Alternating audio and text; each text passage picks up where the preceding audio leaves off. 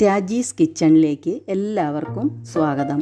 എൻ്റെ ചാനൽ ഇതുവരെ സബ്സ്ക്രൈബ് ചെയ്യാത്തവർ ദയവായി സബ്സ്ക്രൈബ് ചെയ്യുക. നിങ്ങളുടെ വിലയേറിയ അഭിപ്രായങ്ങൾ കമൻ്റായി അറിയിക്കുക. വീഡിയോ ഇഷ്ടപ്പെട്ടാൽ ലൈക്ക് ചെയ്യുക, ഷെയർ ചെയ്യുക. ഇന്നത്തെ നമ്മുടെ വീഡിയോ വാഴയ്ക്കായ് ബജിയും ഒരു സ്പെഷ്യൽ ചട്നിയുമാണ്. ഇതുപോലെ 2 കായാണ് എടുത്തിരിക്കുന്നത്. ഇനി ഇതിൻ്റെ മാവൊന്ന് തയ്യാറാക്കാം.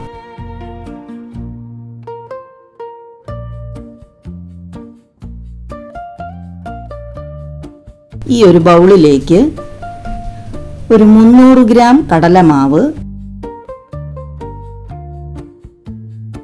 150 ഗ്രാം അരിപ്പൊടി, 1/2 ടീസ്പൂൺ കായപ്പൊടി, പാകത്തിന് ഉപ്പ്,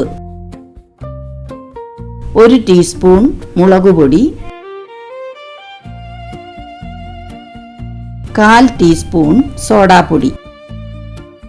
ഇതെല്ലാം കൂടി ആദ്യം നന്നായൊന്ന് മിക്സ് ചെയ്യുക. മിക്സ് ചെയ്ത ശേഷമേ വെള്ളം ചേർത്ത് കുഴയ്ക്കാവൂ.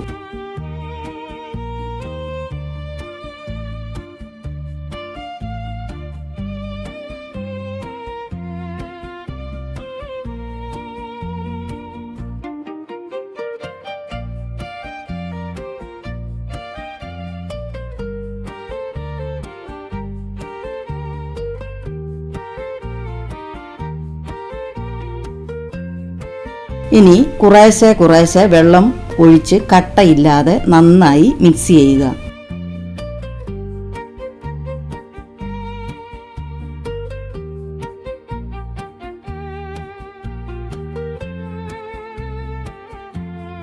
ഈ ഒരു പരുവത്തിലായിരിക്കണം മാവ് കലക്കിയെടുക്കാൻ.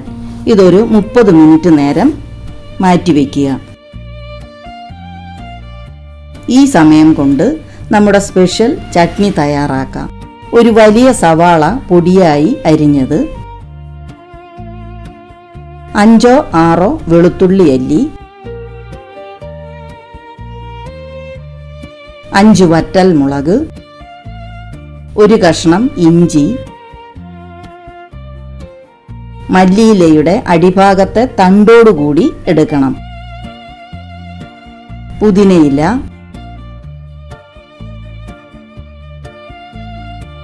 ഒരു വലിയ തക്കാളി ഇതുപോലെ അരിഞ്ഞെടുത്തത്,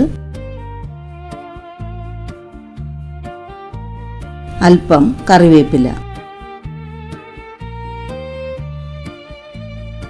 ഒരു പാൻ വെച്ച് ചൂടാകുമ്പോൾ 2 ടേബിൾ സ്പൂൺ ഓയിൽ ഒഴിച്ചു കൊടുക്കാം.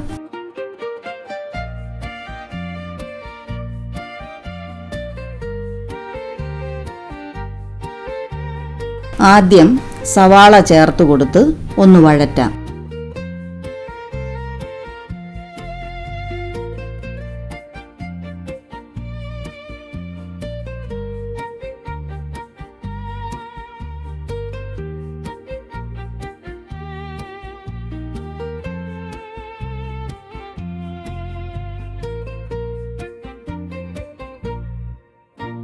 സവാള ഏകദേശം വഴന്നു കിട്ടിയിട്ടുണ്ട്.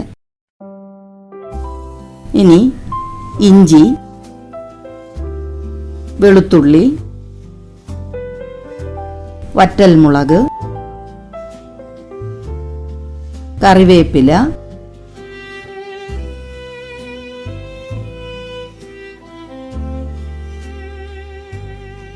നമ്മൾ എടുത്തു വച്ചിരിക്കുന്ന പുതിനയിലയിൽ നിന്നും അല്പം പുതിനയില, ഇതെല്ലാം കൂടി ചേർത്തൊന്ന് വഴറ്റുക.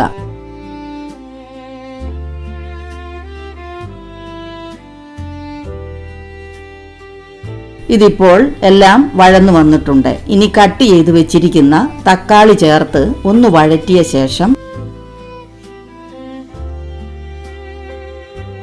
1 ടീസ്പൂൺ മുളകുപൊടി, 1 ടീസ്പൂൺ ഉപ്പ്. ഇനി ഇതെല്ലാം കൂടി യോജിപ്പിച്ച് ഒന്ന് വഴറ്റാം.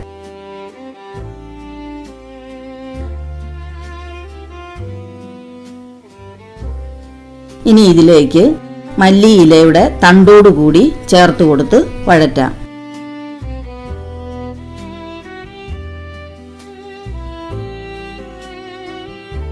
ഇനി ബാക്കിയിരിക്കുന്ന പുതിനയില കൂടി ചേർത്ത് കൊടുത്ത് ഇളക്കി യോജിപ്പിക്കാം.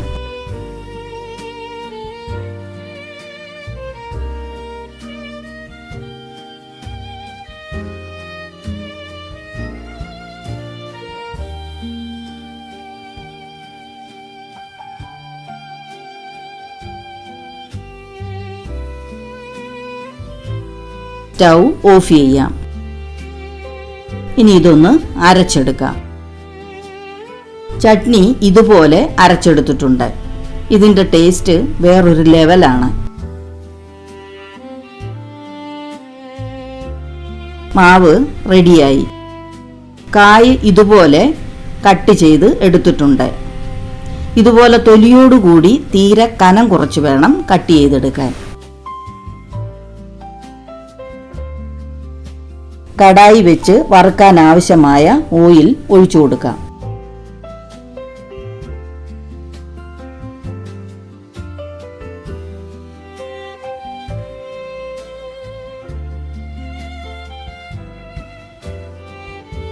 സ്ലൈസ് ചെയ്തെടുത്ത കായ മാവിൽ മുക്കി എണ്ണയിലേക്ക് ഇട്ട് കൊടുക്കാം.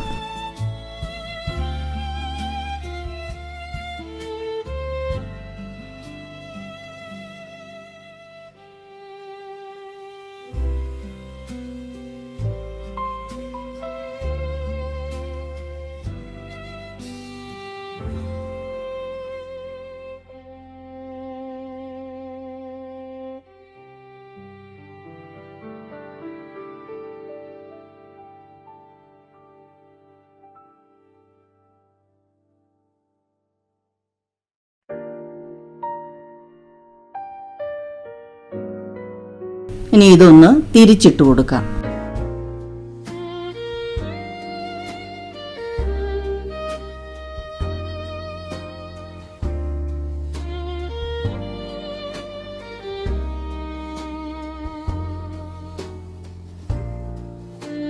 ഇരുവശവും ഫ്രൈ ആയിട്ടുണ്ട്. ഇത് എണ്ണയിൽ നിന്നും കോരിയെടുക്കാം.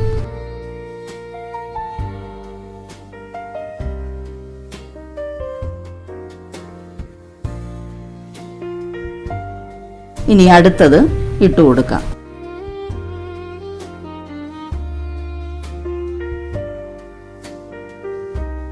ഇതെല്ലാം ഫ്രൈ ചെയ്ത് എടുത്തിട്ടുണ്ട്.